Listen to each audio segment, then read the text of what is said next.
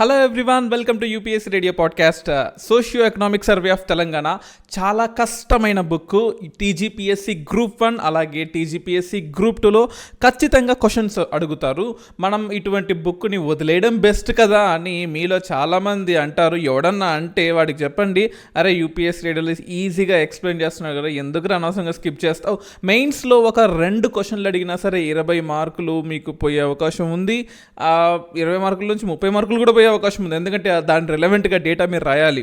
అలాగే ప్రిలిమ్స్లో అంటే TGPSC group 2 మనకు గ్రూప్ 2 ఎగ్జామ్లో, ప్రిలిమ్స్ అని కాదు గ్రూప్ 2లో కనీసం ఒక 10 క్వశ్చన్లు అడిగే అవకాశం ఉంది. అప్పుడు ఏం చేస్తావు? మొత్తం వదిలేద్దామా బుక్ని? దాని బదులు చదువుకోవడం బెస్ట్ కదా. సరే, ఇప్పుడు 300 పేజీల బుక్ని చదువుతావా? అంత టైం ఉందా నీకు 10 మార్కుల కోసము? నేను ఉన్నా కదా, ఎందుకు బాధపడతావు? సో మన యాప్ కూడా ఉంది కదా, గ్రూప్స్ గురించి యాప్. అందులో ఏంటంటే అన్ని డేటా సంబంధించినంత కూడా మనకు కంటెంట్ ఫ్రీ పెట్టేస్తున్నాము. చాలా తక్కువ cost, 100 rupees, 90 rupees, 100 rupees, 150 rupees ఇలా పెడుతున్నాం, ఎందుకంటే ఇనిషియల్ ఆఫర్ కాబట్టి. సో ఈ వీడియో వినండి, ఈ వీడియో ఖచ్చితంగా మీకు యూజ్ అవుతుంది. వినండి అంటే చూడండి కూడా, ఓకేనా?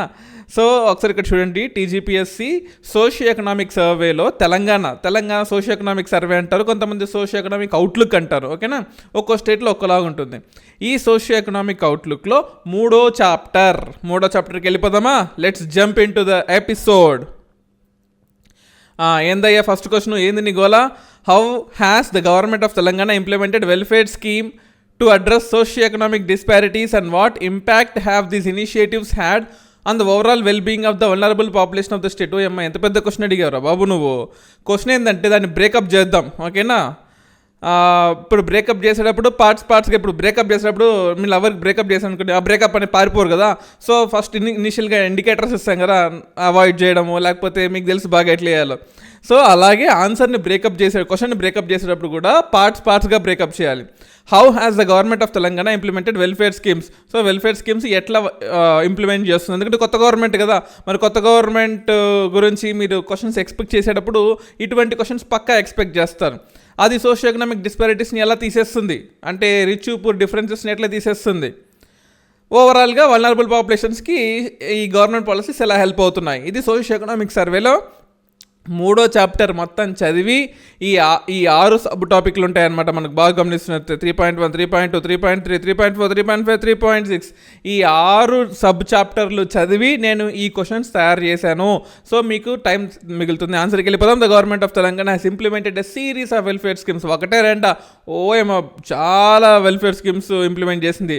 అందులోనూ అంబ్రిల్లా, ఇప్పుడు ఆంధ్రాలో జగనన్న చేదోడు ఇవన్నీ నవరత్నాలు అని ఎలాగైతే ప్రమోట్ చేశారో, అంటే అఫ్కోర్స్ ఇంప్లిమెంట్ అయ్యాయో లేదో దేవుడికే తెలియాలి. బట్ అంబ్రిల్లా ఆఫ్ అభయహస్తం, తెలంగాణలో అభయహస్తం అంటే అక్కడ నవరత్నాలు ఎలాగైతే పాత గవర్నమెంట్ చేసిందో ఇక్కడ అభయహస్తం అని కొత్తగా తీసుకొచ్చిందన్నమాట. అభయహస్తంలో ఎన్ని ఉంటాయి? 6 గ్యారంటీలు ఉంటాయి. దేనికోసము? అప్లిఫ్ట్ అంటే పేదవాళ్ళని ఎత్తి పైన కూర్చోబెట్టడం కాదు, పేదవాళ్ళ పేదరికాన్ని తీసి వాళ్ళని మిడిల్ క్లాస్తో రిచ్తో సమానంగా చేయడాన్ని మనం ఈ అభయహస్తం అంటాము. ఇందులో ఏమేమి ఉంటాయంట? మహాలక్ష్మి స్కీమ్ ఒకటి, రైతు భరోసా ఒకటి, గృహజ్యోతి ఒకటి, ఇందిరమ్మ ఇల్లు ఒకటి, యువ వికాసం ఒకటి, చేయూత ఒకటి. 1, 2, 3, 4, 5, 6. అమ్మయ్య, 6 వచ్చినాయి, ఓకేనా? రైట్. ఇప్పుడు ఏంటంట? మహాలక్ష్మి ఏంటంట? Financial assistance and subsidies LPG cylinders. LPG అంటే పేదవాళ్ళకి ఎల్పిజి సిలిండర్స్ని సబ్సిడైజ్ రేట్లకి ఇస్తుందన్నమాట. రైతు భరోసా ఏంది? ఫార్మర్స్కి సపోర్ట్ ఇచ్చేది. గృహజ్యోతి ఏంటి? ఎలక్ట్రిసిటీ హౌస్ హోల్డ్స్ ఎవరైతే 200 యూనిట్స్ బిలో కన్జ్యూమ్ చేసుకుంటారో ఎలక్ట్రిసిటీ, వాళ్ళకి ఫ్రీగా ఎలక్ట్రిసిటీ ఇవ్వడం. ఇందిరమ్మ ఇల్లు ఏంది? కంప్లీట్గా కన్స్ట్రక్షన్ కావచ్చు, సబ్సిడైజ్డ్ హౌస్లు ఇవ్వడం. అలాగే యువ వికాసం ఏంటి? Educational scholarships, support for the యూత్కి స్కాలర్షిప్స్ ఇవ్వడము, వాళ్ళని మోరల్గా ఫిజికల్గా అండ్ ఫైనాన్షియల్గా వాళ్ళకి సపోర్ట్ చేయడం, ఓకేనా? ఫిజికల్గా వాళ్ళకి ఇన్స్టిట్యూషన్స్ ఉంచడము, అలాగే హాస్టల్స్ ఇవ్వడము, అవన్నీ A to Z వస్తాయి.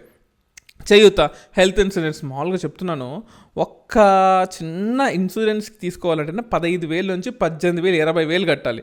ఏదైనా పొరపాటున జరగకూడదు జరిగింది అనుకో, madam we have to expect for the worst. జరగకూడదు జరిగితే ఎంతెంత ఖర్చులు అవుతున్నాయో తెలుసా? దానికోసం చేయూత వచ్చిందన్నమాట. పెన్షన్స్ ఫర్ వల్నరబుల్ అన్నీ కలుపుకొని. ఇది మీ ఆన్సర్లు ఖచ్చితంగా రాయాలి. ఈ 6 స్కీమ్లు అట్లీస్ట్ ఒక్కొక్క లైన్ అన్నా రాయాలి. దీన్ని ఎలాగే స్క్రీన్ షాట్ తీసి బుర్రలో ఎక్కించేసుకోండి అంతే. The key component of this welfare scheme ఏందంట? ప్రజాపాలన స్కీమ్లు ఏముంది? సో ఎలిజిబుల్ బెనిఫిషరీస్ అందరికి కాదు, ప్రతి ఒక్కరికి ఇచ్చేస్తారు. రాయల్స్ ఉన్నాడు కూడా వెళ్ళి వద్దులే రాయల్స్ అనకూడదులే, కానీ స్విఫ్ట్ కార్లు ఉన్న వాళ్ళు కూడా ఇక్కడ గాంధీనగర్లో పీడిఎస్ బియ్యం తీసుకోవడానికి స్విఫ్ట్ కార్లలో వస్తున్నారు తెలుసా, బుల్లెట్ బండ్లలో వస్తున్నారు తెలుసా. అవసరమా?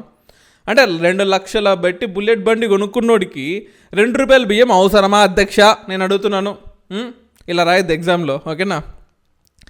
ఇట్లాంటి ఎగ్జాంపుల్స్ రాయొద్దు. But you have to say that there are leakages in the system, there are leakages in the PDS system. This government have to make sure or ensure this leakages should be stopped అని.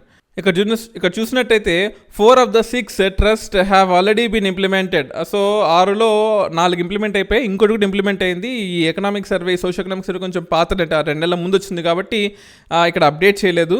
దాంతోపాటు గృహజ్యోతి ప్రకారం ఏంటి, 1.37 lakh zero electricity bills generate చేసింది. అంటే 200 units కన్నా తక్కువ use చేసుకునే వాళ్ళకి, మన ఫ్రీగా బస్సులో ట్రావెల్ అయ్యే వాళ్ళకైతే 62.13 lakh ఉమెన్ వాళ్ళకి మన టీఎస్ఆర్టీసీలో ఫ్రీగా ట్రావెల్ అవ్వడానికి అవకాశం కల్పించింది. ఇది ఖచ్చితంగా రాయాల్సిందే మీరు. 62 లక్షల అంటే ప్రస్తుతానికి, అంటే ఎకనామిక్ సర్వే రిలీజ్ అయిన టైంకి, ఓకేనా?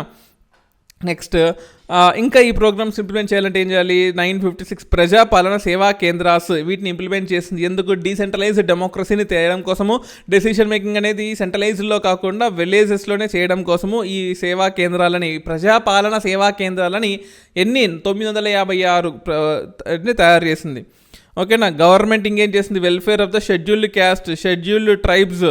ఈ బడ్జెట్లో, అంటే రీసెంట్ బడ్జెట్లో షెడ్యూల్డ్ క్యాస్ట్కి సంబంధించిన వాళ్ళకి, షెడ్యూల్డ్ ట్రైబల్ సంబంధించిన వాళ్ళకి సపరేట్ బడ్జెట్ అలిగేషన్స్ చేసింది అని చెప్పేసి ఎకనామిక్ సర్వేలో చెప్పాను. అందులో ప్రస్తుతం 14,000 కోట్లు 2023-24లో, అలాగే 10,000 కోట్లు ఎస్సీల కోసం ఇలా డివైడ్ చేసింది అనమాట. ఈ పాయింట్స్ మీరు రాయాలి, ఓకేనా? అలాగే 54.75 lakh subsidise LPG cylinders were distributed under the Mahalakshmi scheme. 54 లక్షల సబ్సిడైజ్డ్ ఎల్పిజి సిలిండర్స్ని ఇచ్చింది. అండ్ అలాగే 1664 కోట్ల 1664 కోట్లు ఎస్సీ, ఎస్టీ, ఈబీసీ, మైనారిటీ ఫ్యామిలీస్కి కళ్యాణ లక్ష్మి, చూడండి ఇక్కడ కళ్యాణ్ లక్ష్మి, షాదీ ముబారక్ స్కీమ్ ద్వారా ఇచ్చిందనమాట. ఈ పాయింట్స్ మీరు ఖచ్చితంగా మెన్షన్ చేయాలి. If you mention these points this will definitely be useful. So ఇక్కడ ఏదో ఎక్స్ప్లెయిన్ చేయడానికి ఏం లేదు. I have compiled all the data that is related to the economic survey and given to you as in terms of answer format which will very much useful for you while you are writing the answer. మీరు answer రాసేటప్పుడు ఇటువంటి points మీ చేతిలో ఉంటే కనుక మీకు ఖచ్చితంగా 1-2 మార్కులు కనుక ఎక్కువ వస్తే, ఆ 1-2 మార్కులు 15 క్వశ్చన్లకి 30 మార్కులు అవుతాయి. 4 ఎగ్జామ్లకి 90 మార్కులు అవుతాయి. That's the difference between winner and loser. అది కదా మనకు కావాల్సింది, ఓకేనా? అది దాంతోపాటు మీరు చూసినట్లయితే ఎడ్యుకేషన్ పాయింట్ ఆఫ్ వ్యూలో కూడా రెసిడెన్షియల్ ఇన్స్టిట్యూట్స్ ఎస్సీలకి, ఎస్టీలకి, బీసీలకి, మైనారిటీ ఇన్స్టిట్యూషన్స్కి స్కాలర్షిప్లు ప్రొవైడ్ చేయడం, ఇవన్నీ కూడా చేసిందనమాట, ఓకేనా? ఇన్ఫ్యాక్ట్ 1000 ఆల్మోస్ట్, ఇది పాత డేటా, అంటే 2 నెలల ముందు డేటా, ఇప్పటికి 1000 దాటిపోయింది. 1000 మంది ఓవర్సీస్ స్కాలర్షిప్కి, అంటే బయట దేశాలకు వెళ్ళి చదువుకునే వాళ్ళకి దానికి కావాల్సిన ఫండ్స్ కూడా అలొకేట్ చేసిందనమాట ఈ గవర్నమెంట్. సో కన్క్లూషన్ కోసం, through the public distribution system the state served 281.71 million beneficiaries through 89.97 million food security vouchers. ఇక్కడ వోచర్స్ అంటే నా ఉద్దేశము స్కీమ్, అంటే ఒక మనిషికి ఒక వోచర్ లెక్క అనమాట. ఇందిరమ్మ ఇల్లు కూడా మనకు 22.5 లక్షల ఫుల్లీ ఫండెడ్ హౌసెస్కి ఈ 5 ఏళ్లలో కంప్లీట్ చేయడానికి ఒక పక్కా ప్రణాళిక ఈ గవర్నమెంట్ తయారు చేసింది అని కనుక మీరు మీ ఎక్స్ప్లెనేషన్లో, మీ ఆన్సర్లో కనుక ఇస్తే, ఎందుకు రండి మార్కులు, పక్కాగా ఇస్తాడు మార్కులు. సో ఒకటి గుర్తుపెట్టుకో, ఎకానమీ ఈజీ సబ్జెక్టు, నన్ను నమ్మండి. మన గ్రూప్స్ గురించి యాప్ డౌన్లోడ్ చేసుకోండి, యూపీఎస్సీ రేడియో వెబ్సైట్కి వెళ్ళండి, యూపీఎస్సీ రేడియో ఇన్ఫ్యాక్ట్ యూట్యూబ్ ఛానల్కి వెళ్ళండి, మీ ఫ్రెండ్స్తో షేర్ చేసుకోండి, డిస్కస్ చేయండి అయ్యా మీ ఫ్రెండ్స్తో. రిలేటివిటీ పక్కన పెట్టండి రా బాబు, దయచేసి. పక్కనోడికి ఎక్స్ప్లెయిన్ చేస్తే, పక్కనోడికి షేర్ చేస్తే నా మార్కులు పోతాయి అని ఇట్లాంటి వదిలేయండి.